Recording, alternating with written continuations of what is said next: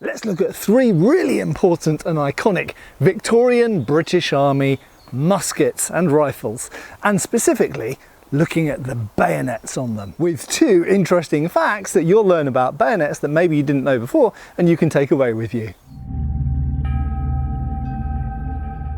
Hey folks, Matt Easton here, Schola Gladiatoria and Easton Antique Arms. Right, so you're used to me talking about things like swords on this channel, but today we're looking at something a little bit different, and that is Victorian firearms. And obviously these are from the same period as a lot of the swords and other weapons that we look at on this channel. But these are really important because these were the main weapons of the infantry of the day. And in fact, these three firearms that we're going to look at here, they're all genuine antique examples, and they cover a very interesting period of British military history and were used all over the British Empire, obviously being very important in the maintenance and even expansion of that empire. Right, so I'm going to start off looking at the firearms themselves, and then we'll get to the bayonets with a couple of facts about them that maybe a lot of viewers of this channel didn't know in due course. Right, quickly the firearms. So this is the 1842 pattern smoothbore musket. Note those things. It is smoothbore. That means it does not have rifling in it. The other two are rifles. We'll get to those in a second. So this was kind of the last generation of smoothbore muskets. Now, of course, smoothbore muskets had been around since the medieval period, where they started out with arquebuses and early forms of muskets, handgun as they were called at the time. And smoothbores, while rifles had existed, they worked out rifling fairly early on. Smoothbores were the standard military firearms all the way through until the middle of the 19th century, so really until the 1850s. So this is the 1842 pattern, was used all over the British Empire. This particular example carries the Lion of the East India Company on it. And in fact, this probably came from the Nepal cache. So this was almost certainly issued to Indian sepoys, possibly used in the mutiny in the First War of Independence, as the Indians know it. So the large rebellion of 1857 against British rule, possibly used in that, but anyway ended up probably in Nepal, although there aren't any clear Nepalese markings on this example, but I'm pretty sure it's from the Nepalese cache. Anyway, it ended up in India, British made, given to Indian troops, but muskets exactly like this were also being used by British troops at the time as well, being replaced by the next long arm that we're going to see in a second. So this is a smoothbore musket. As mentioned, the difference is it doesn't have rifling in it. The advantage of this, and this is .758 caliber, is it's a smooth tube. So it's actually quicker to load than a rifle, because remember, at this point we have to load from the muzzle end. These are muzzle loaders. We don't yet have breech loaders. Breech loaders, again, had existed since medieval times, but they weren't usually used for standard military firearms. So this is a muzzle loader. We have to put the, we have a paper cartridge, we bite it, we put the powder down, then we put the musket ball with the paper around it. We take the ramrod out, we ram it down, then we have to come to half cock at the back. We put a percussion cap on there out of a pouch. Then we come to full cock, and we're now ready to fire. Okay. So a relatively laborious and slow process, but has been speeded up by this point by virtue of having percussion caps instead of having to prime a flintlock lock mechanism, and indeed by the use of paper cartridges. And again, cartridges weren't a new thing. They'd been around actually since the medieval period. Anyway, so they had speeded up the process as much as possible.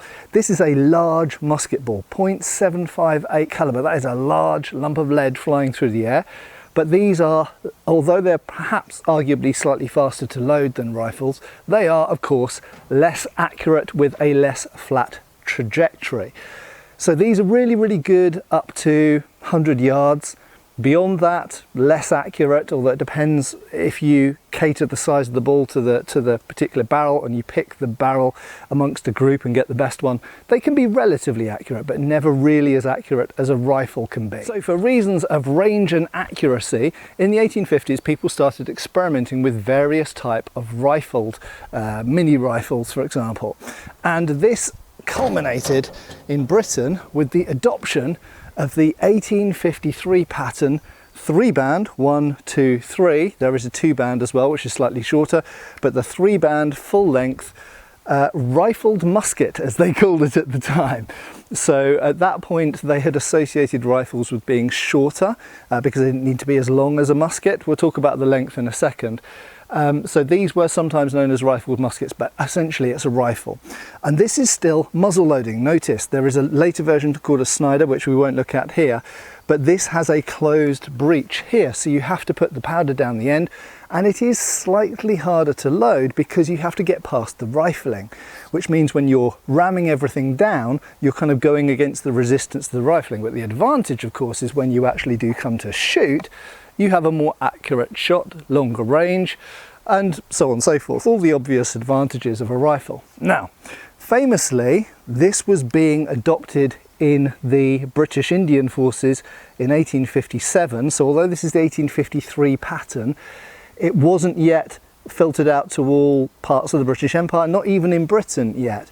So when these started to be given to Indian troops, a rumour went around that the cartridges had been greased with either pig fat or cow fat or a mixture of both, and this was obviously offensive to both Hindus and Muslims, and this has been purported to have been one of the reasons for the uprising which started at Meerut. However, many people would argue whether that's actually true, and I won't go into the depths of that in this video because it's outside the scope. But anyway, just so you know about it. So the rifle came in 1853. Now, interestingly, this was a major advantage for the British and, shall we say, loyal Indian troops during the Indian Mutiny compared to the earlier 1842, because when the two weapons came up against each other, the rifles were more accurate and longer range.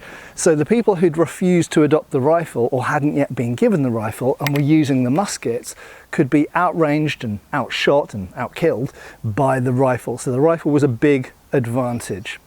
The irony, perhaps, is that as far as we can tell, some of the rebellious Indian sepoys did actually keep using those rifles, but presumably they loaded them with separate powder and ball to avoid the cartridge issue, or maybe not, we don't know. So, and another interesting detail, after the mutiny, for a number of years there was an attitude to not give Indian troops, British Indian troops, the latest rifle. So there was a period of time where they would always lag behind, and you see this with modern fighter jets as well, with certain countries selling fighter jets to certain other countries. They would give them the previous generation of technology. So when British troops moved to breech loaders, the Indians were kept with muzzle loaders. When British troops moved to rifled, the Indian troops were given smoothbores, and so on and so forth. Just kind of a slightly fearful learning from history, trying to stay one step ahead of people who might possibly rebel against your rule. Right, so as mentioned, the next step in the evolution was for the muzzle loading rifled musket, the 1853, to gain an early breech loading option, the Snider. Okay, and this was in the 1860s. So in the 1860s, they kind of did a stopgap update. So they took a lot of these muzzle loaders, and it's why there's fewer of them surviving. They took the muzzle loading versions, and they added in essentially a trapdoor loading, breech loading door, essentially at the back, to turn it into a breech loader.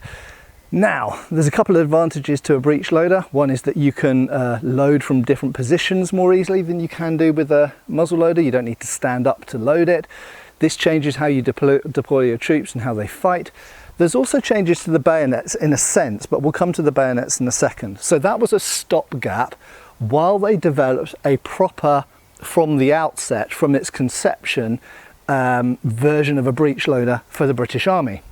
And as many of you will know, that eventually came around in the 1870s in the form of the Martini Henry, made famous by the movie Zulu, and in fact the prequel Zulu Dawn as well.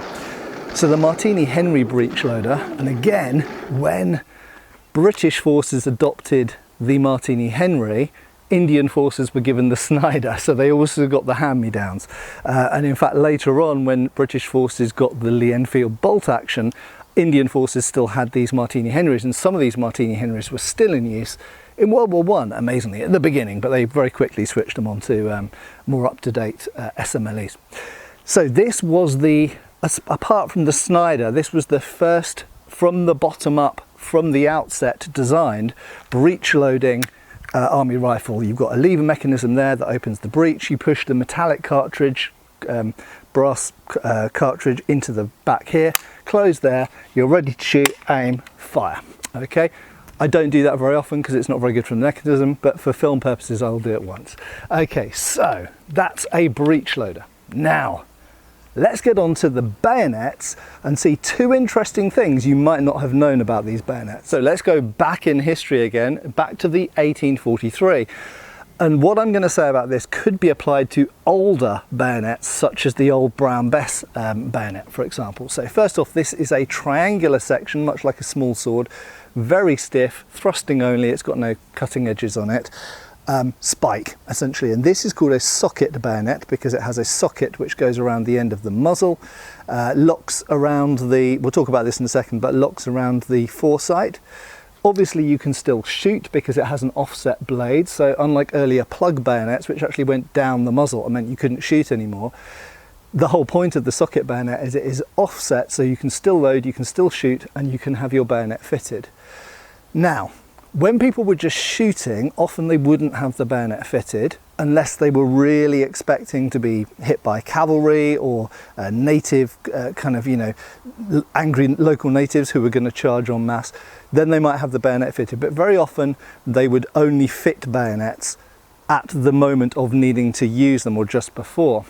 Right, so when you do have the bayonet fitted, there is an obvious problem to reloading. Remember, these are muzzle loaders. Everything goes down the front, everything comes out of the front. That means that when you are loading, you're putting your powder down and everything else and taking out your ramrod, you are going to have to be doing lots of this down the muzzle. Now, look at the shape of this bayonet. Notice, yes, it is offset, but it also curves. Now, this actually makes it slightly less efficient as a stabbing weapon, as a bladed weapon. However, it makes it a hell of a lot more user-friendly for people who are ramming up and down to load their musket, because if that was in line with the muzzle, you would be jamming the end of your hand onto that. And you can only imagine, historically, that when they invented the socket bayonet, very quickly they discovered this by people stabbing their hands right onto their own bayonets. So, this is the first fact that many of you may not have known. Just put that ramrod back. Is that the bayonet curves. It is out of line with the muzzle for the purposes of loading. Now, some of you might think that that is very weird when you're sort of thrusting with the thing and using it as a stabbing implement. But remember that the bayonet is often actually used with the lock up or sometimes with the lock down. So actually when we put it into that sense, if you notice there's a tilt on my musket, that actually brings the point on line, a bit like a fencing foil. Okay, so actually although it is curved, it's in this plane straight. Okay, and if I do it that way, often holding it like that, the rear hand will be above, and again it comes on line. So the fact that it is curved off, it's not ideal and it has to be curved off, but it's not as much of a problem as a stabbing implement as you might think, because of the way that the musket tends to either be stabbed that way or that way, rather than held at the side like that. So it's not so much of a problem. So there's the first thing, this curves off to the side. But it doesn't have to be curved off to the side with a breech loader. So what we find is by the time we get to the Martini Henry, it is now completely in line with the muzzle, because of course this loads at the breech, it loads at the back. So the bayonet doesn't need to curve off to the side. And in fact, as you see, just the same as with the later like Mosin-Nagant, for example, which still has a socket bayonet in the Second World War, the bayonet is completely in line with the muzzle because now we don't have any offset to worry about. So it's very clear we can deduce, in other words, from this, that it is preferential to have a straight bayonet, but with the earlier one, they decided to make a compromise and not have a straight bayonet because of the need to load down from the front. Not a problem you have with a breech loader. So here's the second thing you maybe didn't know about socket bayonets, and that is the earliest ones of them. You'll notice it has a zigzag kind of arrangement in here. I'll just grab the Enfield musket because it's a bit looser. The Enfield 3-band. Right, so to take it off, the foresights there, you slide it up, twist and off. So to put the thing on is really quite simple. It just goes on, twist it to the side, push down, okay? Now, what's interesting is that is a really good mechanism. You think, oh, that won't come off, that will stay put. Not the case. So these bayonets obviously were made in one factory individually, and the rifles were made in a different factory individually, and then they came together. Now, when we come to fit a bayonet to a rifle or a musket, they don't always fit very well, and the reason that I'm demonstrating with this instead of the smoothbore musket, the 1842, is because on the 1842 it's very, very stiff, and for making a video it's not easy to take it on and off. I have to use a wooden mallet sometimes. So sometimes they're very tight, sometimes they're very loose. When they're very loose, they jiggle around. Militarily, it's better to have it loose than tight because you can at least get it on and off. When it's too tight, you can't get the thing off without the help of the mallet or bashing it. Right, so you would think that's a very secure mechanism. However, we have historical accounts of people fighting enemies with their bayonets, and the enemies, who sometimes might be using a sword and shield or a spear or something like this, would grab the bayonet. Of course, you can grab the bayonet because it's got no edges on it. So they would grab the bayonet, and in wrestling, either deliberately or by accident, what would happen is the bayonet would come off. And suddenly the person attacking you now finds that they have a dagger in their hand, and the person who did have a bayonet doesn't have a bayonet anymore. So, very quickly, the British Army and most other militaries around the world who were fighting people who might be using swords and shields or spears had to think of a solution. So, there were many solutions that came up with, but on the 1842, it's a very elegant little solution. There is a catch there. So that is a spring catch. I'll just show you that up close.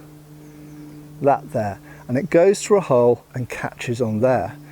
With the result that, and as I say, this one's very stiff, which is why I'm not demonstrating it, because it's a bit of a faff to get it on and off. But when you put the thing on, it goes click and engages, and now nobody, for all their twisting and wrestling and everything else, nobody in combat is going to be able to get that bayonet off this musket. So that particular type of catch is one option. There's the Lovels, there's various other types, there's types of leaf spring essentially at this period.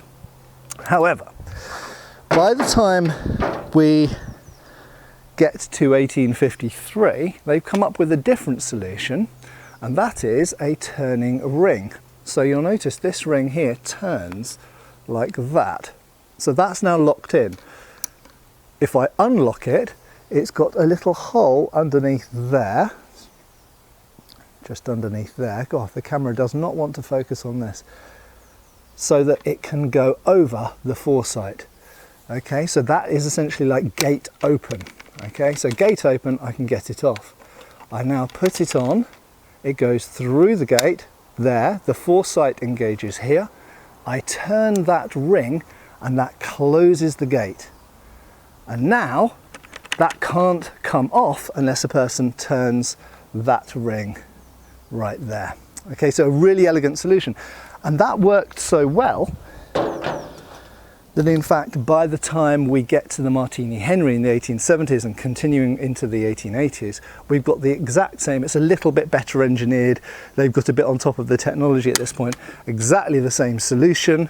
It goes on, then you turn that ring that way to close the gate, and you'll notice it has, if I just show you, there we go. So there's it in line with the foresight, so it can go over the foresight.